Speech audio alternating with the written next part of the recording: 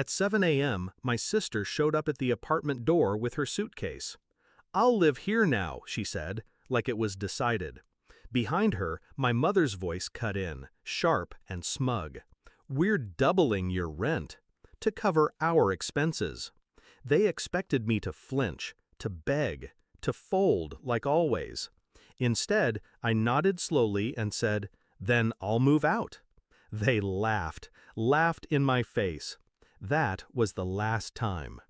The apartment wasn't a gift, it was a leash.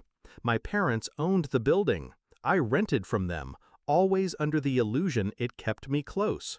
In reality, it kept me controlled.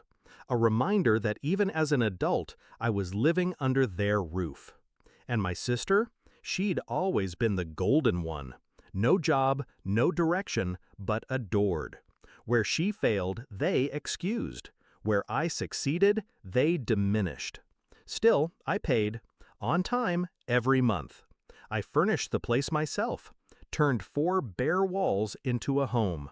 And for a while, I told myself it was enough. But that morning, when they stood there smirking, I realized they never saw me as a tenant, or a daughter, just a wallet they could squeeze dry.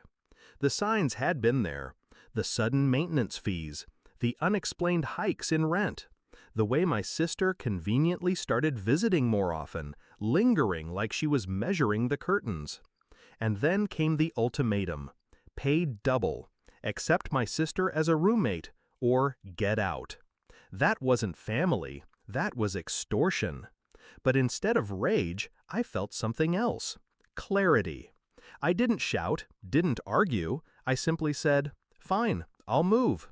What they didn't know was that the lease, drawn up years ago when they were careless, listed every piece of furniture, every fixture, every improvement as mine, purchased, maintained, and owned by me.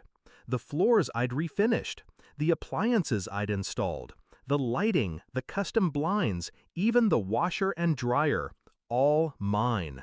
So when I said I was moving out, I meant it. Every last piece of it. The very next day, I rented a truck, 2 movers, paid in cash. We stripped the place bare. The sofa, the bed, the dining table, the cabinets I'd paid to install, even the fridge and stove. By the time we finished, the apartment looked the way it had when I first signed the lease: hollow, empty, unlivable. I left nothing behind but dust. And then the final touch. I called the utility companies, canceled the accounts in my name. Electricity, gas, internet, water, gone. By the time my parents returned with my sister in tow, ready to crown her queen of her new home, they were greeted by 4 empty walls and silence. My mother's voice cracked first. What happened here?"